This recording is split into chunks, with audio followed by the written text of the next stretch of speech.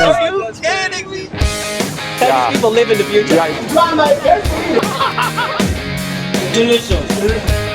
Shanghai. Holy crap. 打败这个， It's fantastic. 打开这个，打开这个。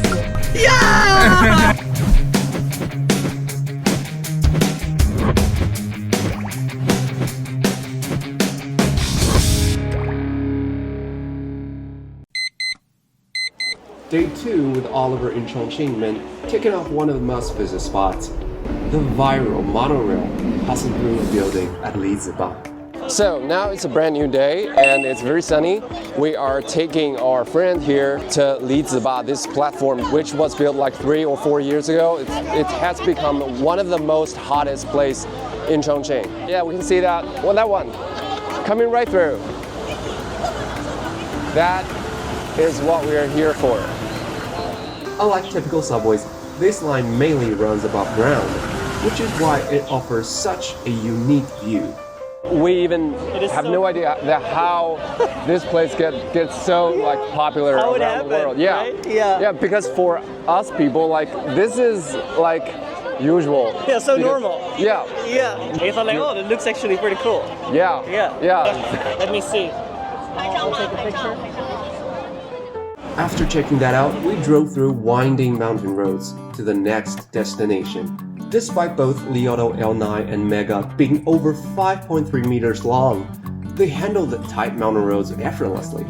After the touristy spots, it was time for a bit of cultural education. First up with the Three Gorges Museum, where parking is tight and narrow. Perfect for demonstrating Liauto's automatic parking feature. Well done, Charlie Coop. The museum showcases the history and culture of the Yangtze River region, reminding us that peace and development are precious, no matter which country you're from. Right across from the museum is the People's Great Hall, open to the public most of the time. The grand entrance and massive pillars give off a solemn vibe that makes you want to whisper. But honestly, it's just our own pressure. We're tourists. After all that thought-provoking education, our friends just started to realize how much effort it took for the Chinese people to build a happy life today. Time for lunch! Since the car was still parked at the museum, we decided to grab noodles nearby. So here we have this very traditional noodle restaurant. And hopefully the food is good, okay? And they're already in, so let's go. We ordered non-spicy wanzamian, as in pea and minced pork noodles, for them, and they were loving it. 湾仔面，湾仔面，湾仔面。 Those noodles were way too good, and we accidentally ate too much. Time to walk it off. We drove to Kuixinglou, a famous check-in spot that doesn't even feel like a proper tourist attraction to me, but it's just got a massive following online. This place really embodies Chongqing's vibe. Guys, I'm here in Chongqing and I want to show you something crazy. Look, it looks like we are here on the ground floor, right? But if you walk towards this bridge here, boom, we're not on the ground floor. We actually are on the 24th floor. Beneath the surface is a hidden dance hall, Mingzhu, aka the Oriental Pearl Ballroom. It was too noisy to capture the original audio, but the energy was real.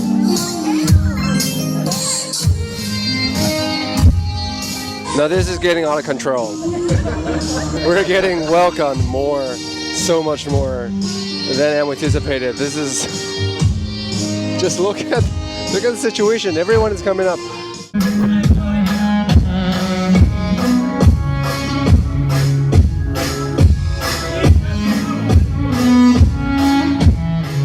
There are plenty of wild urban legends about salsa dancing here, but today we're keeping things family friendly. It's great to see retirees enjoying life with their hobbies. Nothing wrong with that. After dancing, we rushed to the other side of the river for the sunset. Traffic was brutal, so we settled for a Longmenghao Old Street. This place has a rich history. You guys, how do you feel like today's schedule, and how do you feel like after today's all activities? Well, I even love Chongqing more because of everything we've done today, especially with the people and the dance event, and oh my god, it was a crazy experience. But it's also very hot. Like today was the hottest day I've had in years, 40 degrees. Yes. So that is the downside, I would say. But we're really AC hopping, you know. Once home to foreign embassies during World War II, it was recently revamped into a creative cultural district. You can hike up from Nanbing Road or take Line 6 to the top for stunning views of the Yuzhou Peninsula.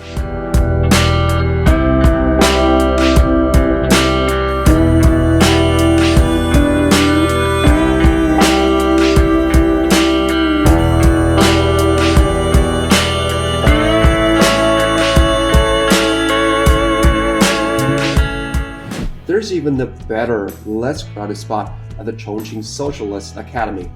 It's like Chongqing's version of La La Land.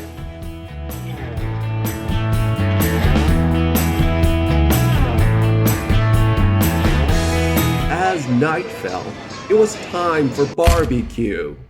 Chongqing has tons of barbecue spots, though they can be pricey. We chose this place because it's near our next night view destination, and Oliver was keen to try the infamous grilled brain. Oliver is doing everything he can to get ready. He's doing it. He's doing it. Okay. Come on, have a bite. I have to grab it. Yeah, swallow it, like real, for real. Size, right? Yes, But you have to chew. yes, yes. Big brains for the first time in China. Here we go. Yep. It is so soft. Like, it is almost melting on my tongue. Oh my god, it's really hot. He's doing fine. But it's okay. It is melting on my tongue. It's very, very, very soft. It doesn't really have a structure. It's not, it doesn't have any body or something. There's nothing to chew on, really. It's really weird, but it's very spicy. I think I like it. I like it, yeah. Yeah, just go on. Yeah. We won't start until you finish. It made it clear that not all Chinese people ate this dark cuisine, just like not everyone in China eats dog meat. It's a huge country with diverse food cultures. Finally, we arrived at hongyadong. Well, Wow. the best viewing spot across the river look at at this Jiangbei. view, guys! Oh my god, I can't believe it! This is so beautiful! Wow, we can walk over it. Actually. Holy crap! This is maybe a better view than down there. Yeah! Once a slum with traditional stilt houses, it became a tourist magnet thanks to the social media. So now we're at the riverbank and we're seeing everything. This is clearly a city that with so much to discover, to explore, even for us. So It's amazing. yeah, it is. Beautiful and really hot. You live in an amazing city. I think Chongqing is fantastic. Yeah, thank you very much. And I want to see more. And but it's pretty late, and I guess we'll just call it a night. And we're heading back right now. So see you soon.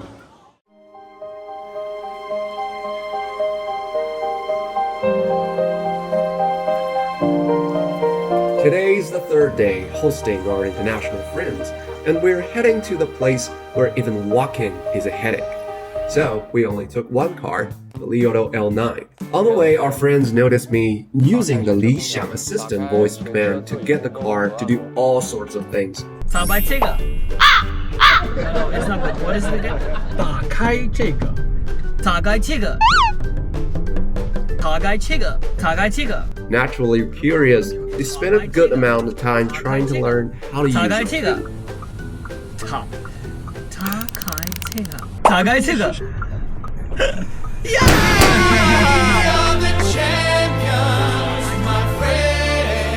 Still, the smart assistant did manage to catch a few of their commands here and there, though they were enthusiastically yelling all the way. Since they were so eager to learn, I decided to up the challenge and introduce them to Mind GPT, the assistant's smarter 理 teacher. 想同学，在重庆有什么美食推荐？重庆的特色美食有：一、耗儿鱼，经典的江湖菜， Oh 肉质 my 细嫩， god, 配上麻 it 辣 is 的红汤 amazing.。理想同学，在重庆美食推荐。重庆美食，重庆有多家不错的美食。理想同学，重庆美食推荐。Baixiangju here. PB，你还是别说话了。重庆美食推荐。重庆的美食种类繁多，以下 Whoa, finally, Oliver. 江湖菜。 It's gonna take ages. Mind GPT is actually really fun. Besides controlling the car, it can even help with drawing pictures. 理想同学，嗯，画一个彩色的风车。好的，正在准备绘图，稍等哦。 On the 2024 models, you can use it to take cool group photos too. As good as the voice control is, the true intelligence of L9 is in how quietly it handles everything for you. Welcome to 重庆。 Thank you so much. Thanks. For example, there's this feature called Taskmaster that lets you hop in the car and have pretty much everything taken care of automatically. So it's a brand new day. We're here in Baixiangju. That's exactly where we're going. It is some old residence with some buildings that it's set different levels of floors in different buildings. It's like once that you are on the 6th floor and you go on and you are in the 7th. It's like magic. So I haven't been there yet. So let's go. Now, I originally didn't get why Baixiangju was such a hotspot. I mean, it's just a few buildings, right? And in Chongqing, there's no shortage of cool buildings. This is really steep. Like really, really steep. It's pretty steep. You have to hold on to the handrail there. Well, that lady is having her hands full. Yeah. Well, she knows how to navigate. She probably lives here. Yeah, we just follow her, okay? Yeah. And we just walk like her. Yeah. It was surreal. There were endless staircases that you didn't want to climb back up, and hallways where it was super easy to get lost. Like going through some really narrow. We're in the stairways. Like I feel like we're trespassing. Like Yeah. but it's now we're looking at it from a brand new perspective. Just let's keep going. The people of Chongqing are so considerate toward tourists that there isn't a dedicated photo spot on a residential platform just for taking pictures. This is like a perfect. So this is like a perfect angle for like photo shooting. We see those cable cars going over the river. That is a traditional way. Now it's still working, but more for a touring attraction. He's already melting. This poor guy. Yeah, managing. I am managing.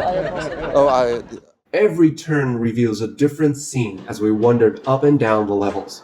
as we can see, it's already been like commercialized. There's part of it is the authentic, real old city walls, like this part, and that one is It's new, yeah. yeah, they rebuilt it. Oh, Yeah. look at it. Oh shit. Come on. But I have to admit, living here might be a bit of annoying with tourists everywhere. Then again, maybe not many people actually live here anymore.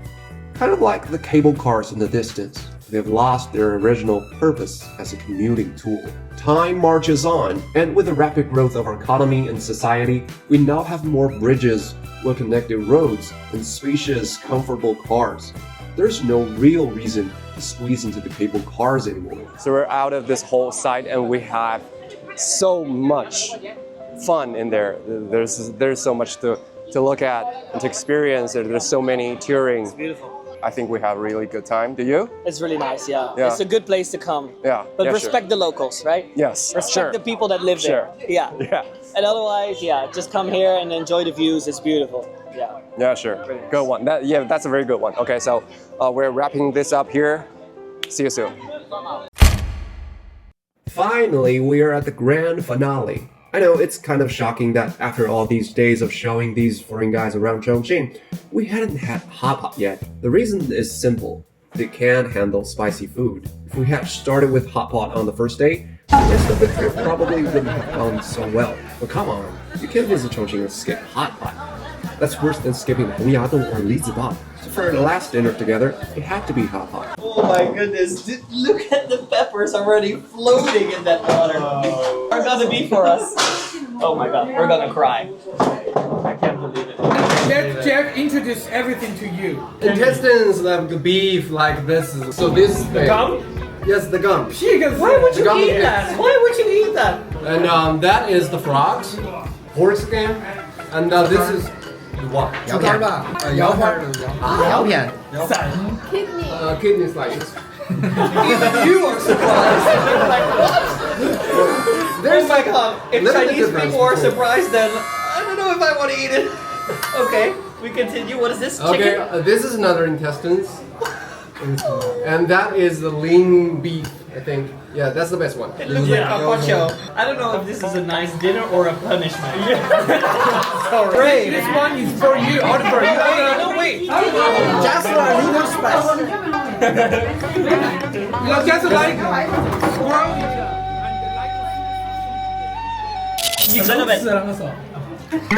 Oh my god, the texture is terrible. 应该是他们一口吃下去。 I think it's good, Just like me. but it doesn't taste like anything. No, I need to get drunk in order to eat this. Cheers, cheers, Cheers. After dinner, Oliver and the crew were ready to head back to the hotel. It was our last night together, and originally they were supposed to take a different car. But after hanging out with us these past few days, the guys had just developed a special bond with the Liauto. They insisted on riding back into Mega, with Oliver even requesting the front passenger seat. On the way back, I instinctively turned on the music, and it just so happened to be a popular English song. Oliver got super hyped. Music knows no boundaries, just like beautiful scenery, delicious food, and comfortable cars. They resonate with everyone, no matter where you're from or what language you speak. Sometimes you don't even need to speak it, just feel it, and you'll understand. In that moment, I truly understood that Global Village was so much more than just a slogan. It was happening right in front of my eyes.